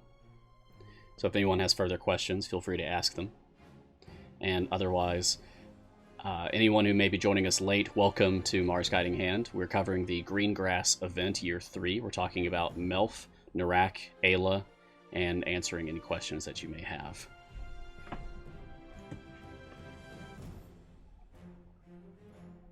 I love his design. Look at him go. His spear is so cool. I love any polearm users. Like, I was so excited when they added Narak to the game. And now Havelaar. Havelaar just straight up uses my favorite weapon in the game, which is a glaive. So cool. I love that. I should use Havelaar more often. I wish he wasn't in the same slot as Tyrell. I believe my buff from Havelaar is actually greater than the buff I get from Tyrell. But Tyrell survives far longer when up against great odds than my Havelaar does, unfortunately. Sork Demal, is Melf's broken achievement more or less random? Is there a special way to do it? I believe it's just random. It's just RNG. So don't stress out about it. Don't stress out about having like a specific optimal way to get this achievement for Melf. Just keep playing the game and eventually you will get it. That's my plan. I'm just going to keep using Melf until I get it. I'm not going to pay attention to it. One day it'll just pop up on my screen and I'll be done with it. Fantastic. Not in any rush. You're welcome. Jodan, would you recommend focusing on one area of the game, one blessing type, or to go to all different ones? I do have thoughts on blessings. I actually made some visual aids about like what blessings you should focus on. I think that some of the global blessings are definitely more important than others. First, I would recommend like doing each just to grab the tier 1 across each because it's the same. It's the same benefit, which is just a nice plus 100% to all champ damage. But then Gem Hunter you want to get as early as possible. Less distracted is very important, but start strong. This is very, very good for events. It's effectively 1 extra free play. Golden Luck is also one of the extremely important ones, the tier 3 global for Kellenvor, because you want chests more often, and this increases your chance of getting a gold chest from bosses. Temporary Worship, also very important for event favor conversion. I would say that those are your most important global blessings to focus on. Ildseen, question, does it ever happen to you or annoy you personally when you're idling for a while and come back to find the mechanics of the champions of the games have left one enemy on a boss wave alive for a long time? I know why it happens, what to do when it does, but it bugs me. Okay, so the question is, does that bother me? Yes, but maybe not as much as it seems like it may bother you. When I notice that, it's just kind of, oh, that happened moment for me. And then I resolve the problem and I move on. It's no more aggravating than when I kill a boss and the game does not auto-progress. That is more aggravating when that bug happens. Like the Yellow Musk Creeper boss. It's infamous for people just getting stuck on after you kill it, and your champions refuse to automatically progress to the next stage. Because that's a bug. That's a glitch in the game. So that's more annoying to me than something that I can expect and control, like having a single enemy survive.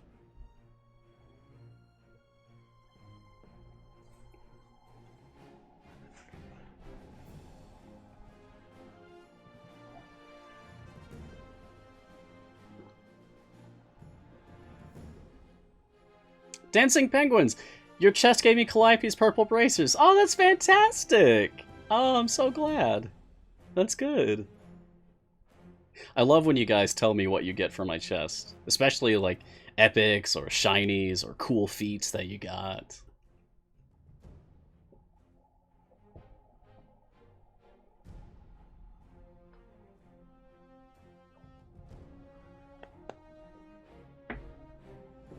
I need to get my own chest for that matter.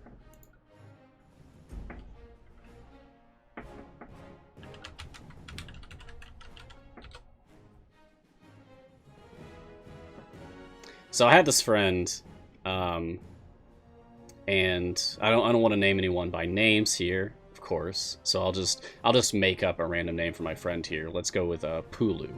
Yeah.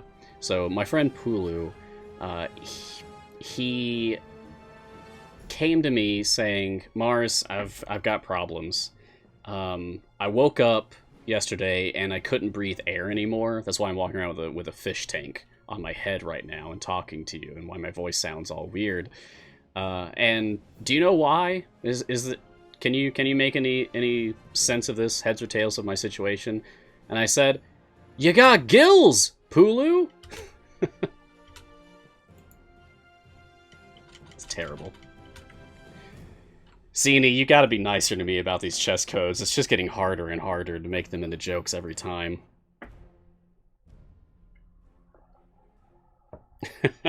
AMT, thank you for saying so.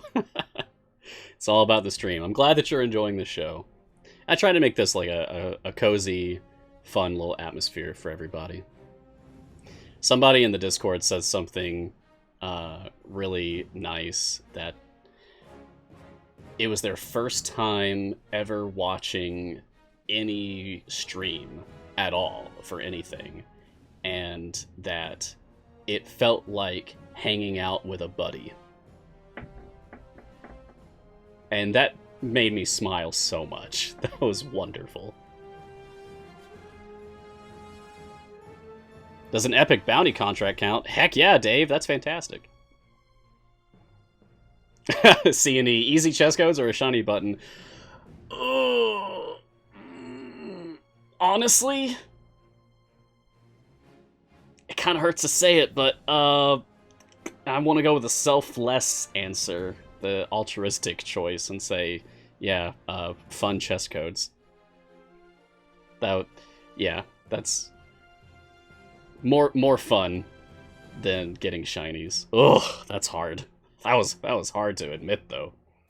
Of course I want shinies, but that's the selfish choice. I got 3 natural shinies in the past week. It's ridiculous. I wasn't even like grinding for shinies. I was just casually playing the game. Yeah, Garwar can have my shiny button. Oh, Strahd is in the chat. What are the ways to get medium bounty contracts? Trying to unlock my namesake. Yeah, gold chests. You want to focus on spending your gems on gold chests. Open up gold chests. Get bounty contracts. If I could give you mine, I would. Speaking of which, I'm going to go ahead and use mine. Look at all these tokens. I'll use the rest of these some other time. There she is. Now, do I want to open up my Melf chest or wait until I have lots of his silvers? Yeah, I'm going to open it. Did we get lucky on the first draw? Not so much.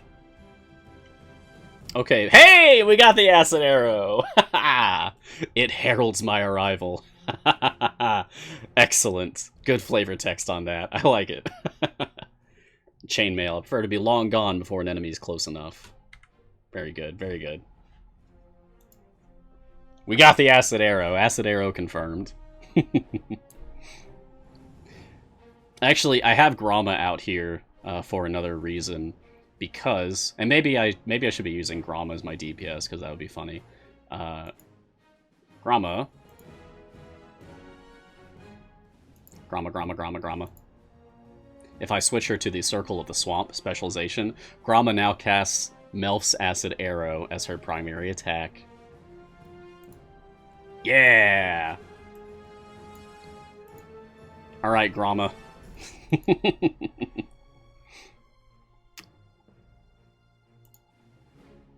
Yeah, this is fine. We're gonna use Gromma as our DPS now so she can cast Melf's own signature attack while standing next to him. Because that just seems fitting, right? Yeah, don't you guys know Gromma's a DPS character? For real. She's got the DPS tag, so that makes her like a DPS character, right? Yeah, totally. Oh, that's fantastic. I haven't done Swamp Gromma in so long. Months, at least. But I've been excited for Melf being added to the game, and decided, like, yeah, I'm gonna do Swamp Gromma. Yeah, I like the look of this formation. It's kind of wild, huh? There's... it's, Actually, you know what this makes me think of? The shape of this? A clothing iron. Like for laundry. It looks like you could reach down and grab this handle and lift it up and then press it against like a wrinkled shirt.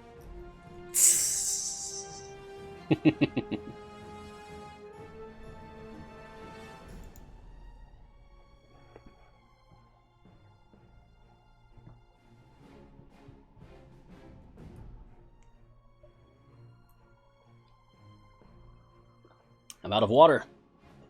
Oh dear. I should have also made coffee today. What is Swamp Gromma? It's a shorthand for referring to the specialization that I took Gromma in. So, you know how champions have different specializations, right?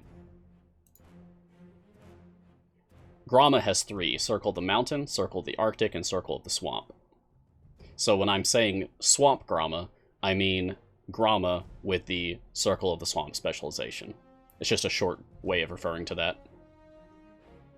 Most of the time I take Circle of the Arctic, unless my Gromma is set up as my tank, in which case I always take Circle of the Mountain. I pretty much never take Circle of the Swamp. I'm doing it kind of as a joke today. But it's fun. Actually, I want Melf using his ultimate far more often. Because look at that! I need to move him around so you can see that better. Look at that! It looks so good!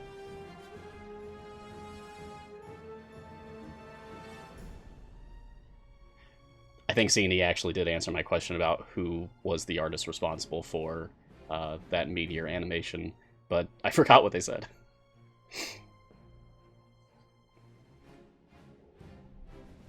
It does look very nice, though. Oh, and there's kind of some interesting cosmetic synergy here with Sasaspia's own halo of spores circling around her. Oh, that's amusing. Circles. Lots of circles.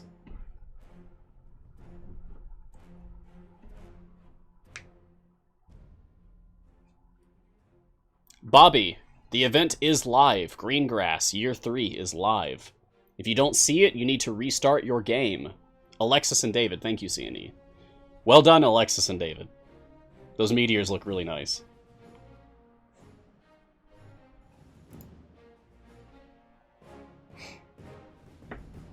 Hey, Melf is a gray elf. Yes? So why is it that it doesn't actually say so when we have other champions that have their specific type of elf listed? Like Ayla's a wild elf. I think Walnut is a wood elf? Yes, wood elf. So why not Melf? Regardless, he looks great.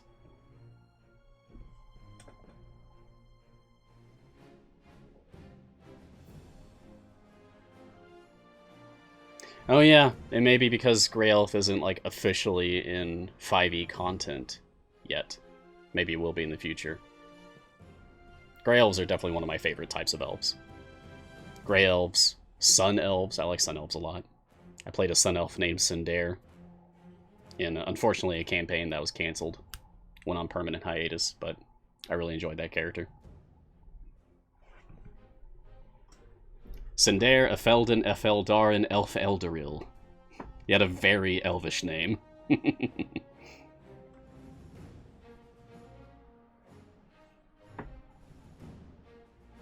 Sun Tea. Ooh. That sounds delightful.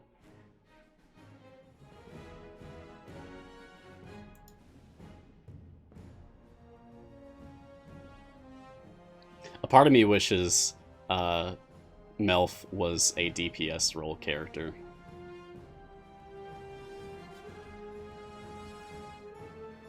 I love his archetype. My favorite type of character to play in Dungeons & Dragons, across every edition I've played, has always been some kind of magical warrior. Whether that be, say in 5th edition, like a bard who took College of Valor or College of Swords or what have you, or just paladins in general, or the Eldritch Knight subclass of the fighter, or even the Arcane Archer, or multi-class, like in the case of Melf, who is a fighter and wizard. I love magical warriors. That's what I always kind of gravitate to. So Melf being a fighter wizard is very cool to me, especially being a Grey Elf, one of my favorite races, and neutral good, one of my favorite alignments. He's exactly the kind of character that I would make. Just like Frida, so I think he's jumped up for me, like, automatically into probably my top 10.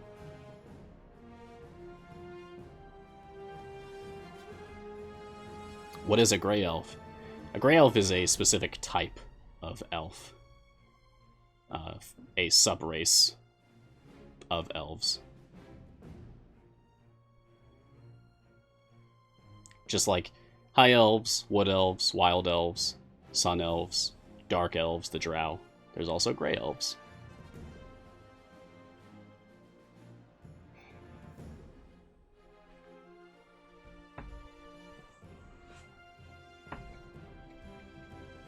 Oh, speaking of D&D, I actually finished a 1.5 long campaign this past weekend.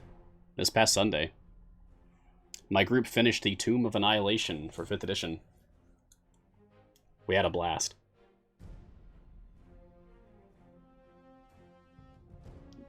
They fought a Serac and everything. Spoilers. I mean, he's on the cover, so come on. But we had a really good time. It was their first... Like, they're very young, so it was their first, like, major D&D campaign. Of, like, an official campaign module.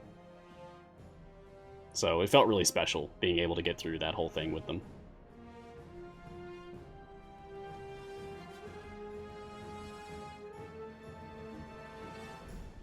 It's an online campaign, by the way. So, we are practicing social distancing, as should you. I have not played Gloomhaven. I am often interested in Kickstarters. I can rarely afford Kickstarters. Jamman J, Mars, which mission is this in Idle Champions? This is the free play for Melf in the Greengrass event that is currently live. If I go to the campaign map, Grand Tour, Tomb of Annihilation, Waterdeep Dragon Heist, Baldur's Gate Ascent to Avernus, Greengrass, The Endless War, Melf. This is my current adventure. Lots of Geeth Yankee, lots of various aberrations, lots of mind flayers, and a giant brain monster. Ripstream.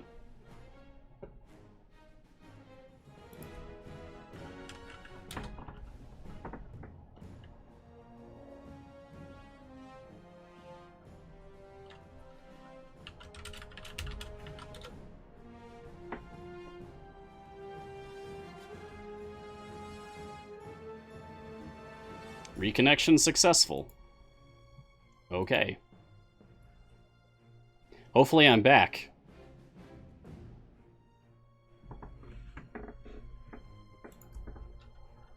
Are we good? Back? Okay, great.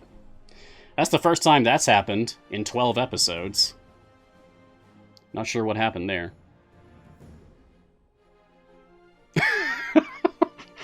Oh no. It had a looping thing, just like the ding dong hello Sean. Oh dear. Oh dear. Do I have my own moment like that now? Oh my.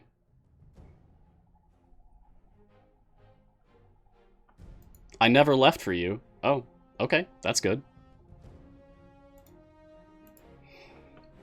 I wish I understood why we have issues on the stream occasionally. It seems inconsistent.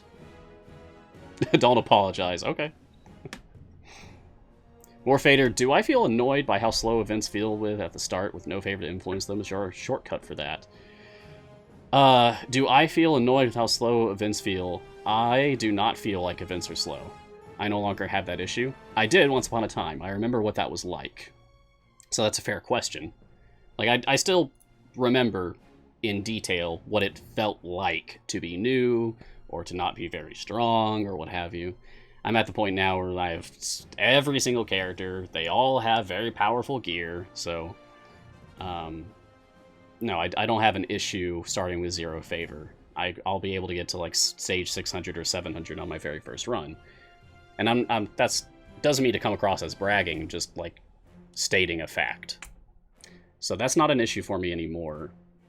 And so my advice to you as a shortcut is just to have more powerful characters. Unlock more characters, because many event champions are extremely strong right out the gate without any gear whatsoever.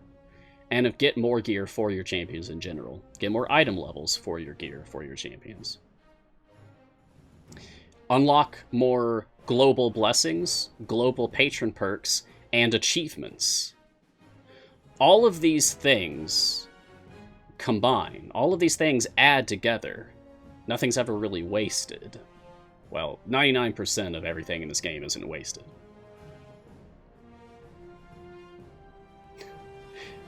Thank you, Gigi. It's not bragging. I put the work in. Thank you very much.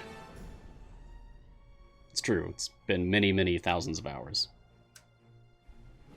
Yes, it's a marathon, not a sprint. As Dave says. Warfader. The more you succeed in this game, the more easily you will find further success in this game. Think about it like a skill. Like anything else. The more you do it, the better you get at it. And the easier it becomes. Okay, justified bragging. Thank you, Orca.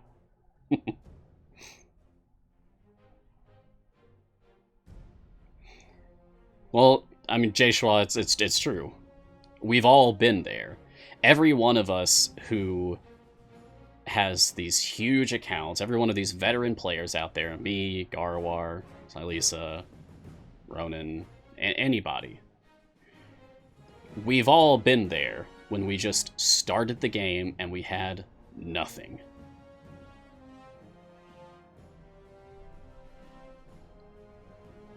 Lazarus, do I use a gaming site for running tabletop games online? I do. I use Roll20. I have over 10,000 hours on Roll20. I'm a huge fan of the platform. I've been using Roll20 since college. So, I don't know, almost 10 years.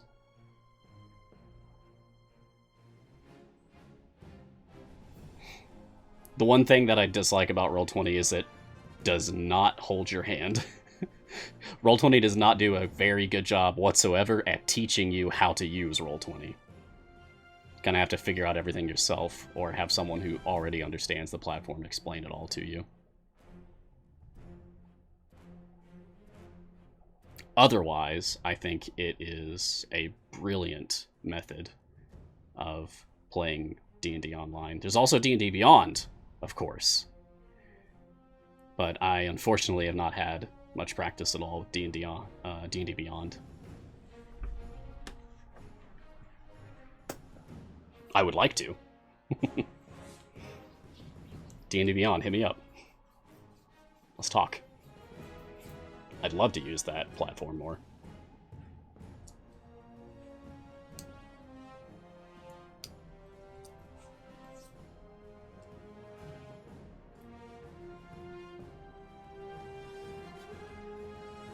Yeah, Wizalot has a very nice, like, simple suggestion for starting a new event fresh. Potions. Like, use consumables. Use bounties to get your favor up more quickly, like once you're at your wall. And use potions to help you get to your wall, and like to get further than your wall would have been. You can save time by using speed potions. And you can save frustration by using health and damage potions. And of course, you can also save time by gaining gold and favor faster by using gold potions.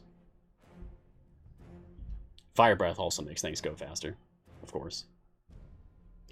Consumables in general are very helpful for when you have no favor and you just want to get further. Yeah, see, even C&E is weighing in. I like to use some clairvoyance potions on my first run for new events. Yeah, absolutely. I'm at the point now where, I mean, you saw it at the very start of this stream, when I was still in my unlock run for Melf. I had on an epic potion of almost every type.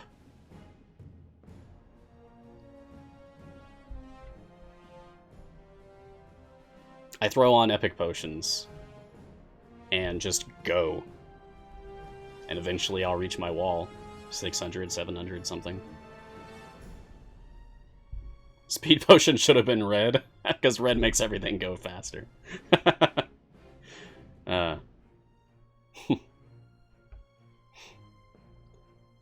More fader every adventure? No, not for every adventure. But, like, once or twice per event or time gate, I will use all types of epic potions. I mean, I have plenty.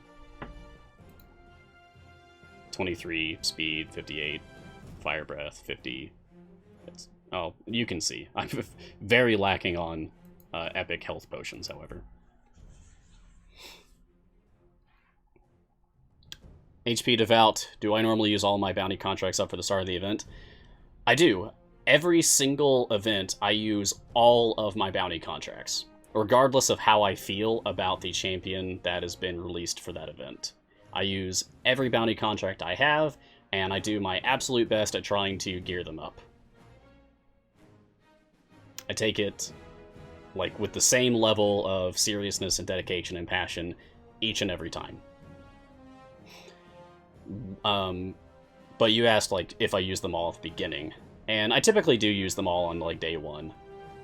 Sometimes I will wait until I get to my wall and then throw all of my bounty contracts on.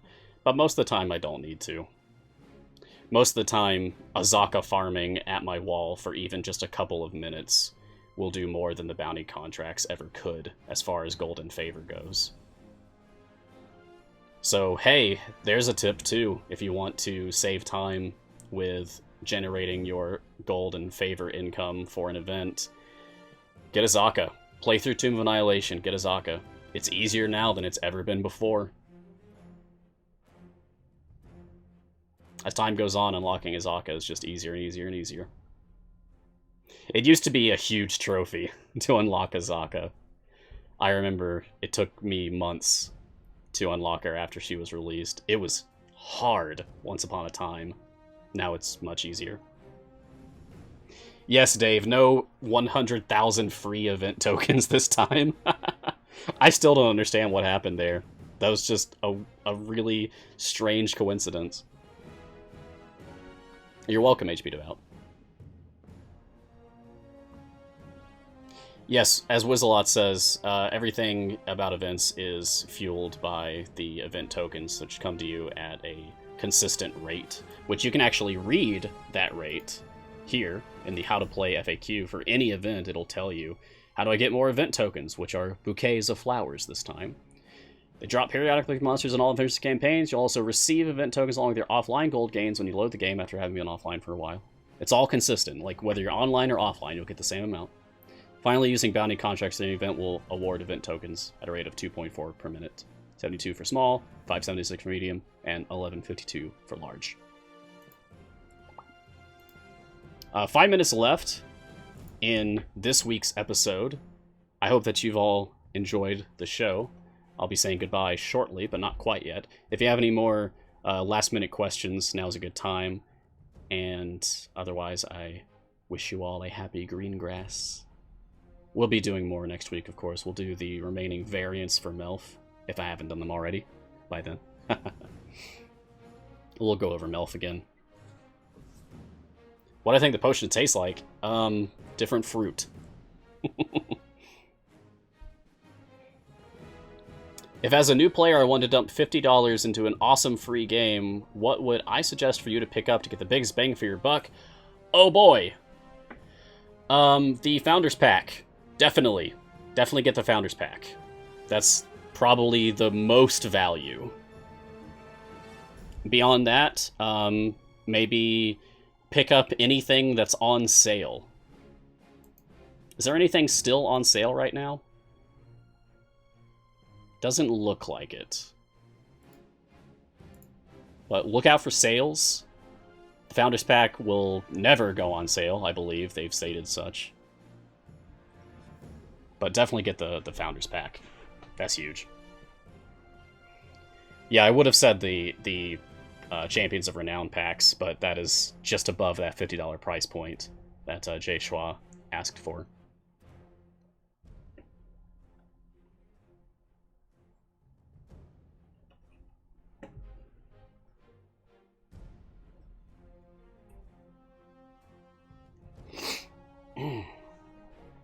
I don't know about you guys, but spring allergies are really getting to me. The pollen count. On top of everything else happening in the world. Whew. It's a lot.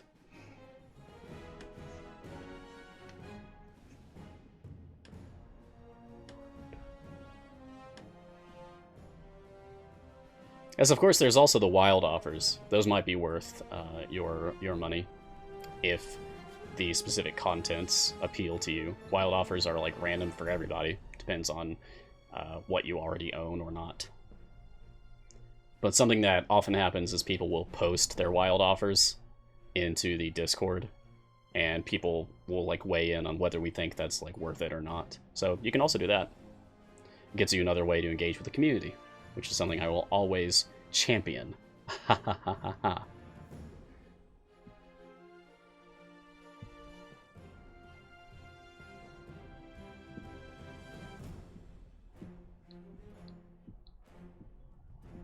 Katala asks, what is the best training for the Endless War? Ayla. I'm not sure what you mean by training.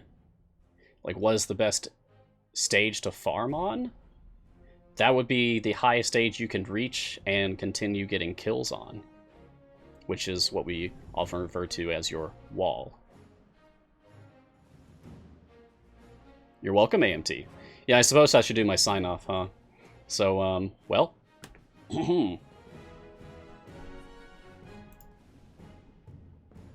Here we go. Everyone, thank you for joining me for this episode of Mars Guiding Hand. I hope to see you all next time, which would be next week. We will continue discussing Greengrass and Melf, the elf on the shelf, himself. Wherever you are, I hope that you are safe. Stay safe. Stay hydrated, stay healthy. Stay distant. We'll weather this trial together. And I'll see you next time for more Mars Guiding Hand. Cheers.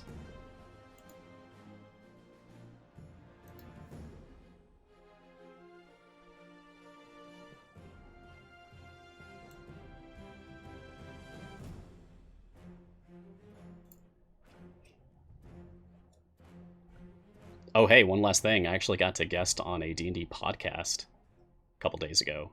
You can look forward to that coming out on Friday. The Difficulty Class Podcast, episode 42, talking about Idle Champions.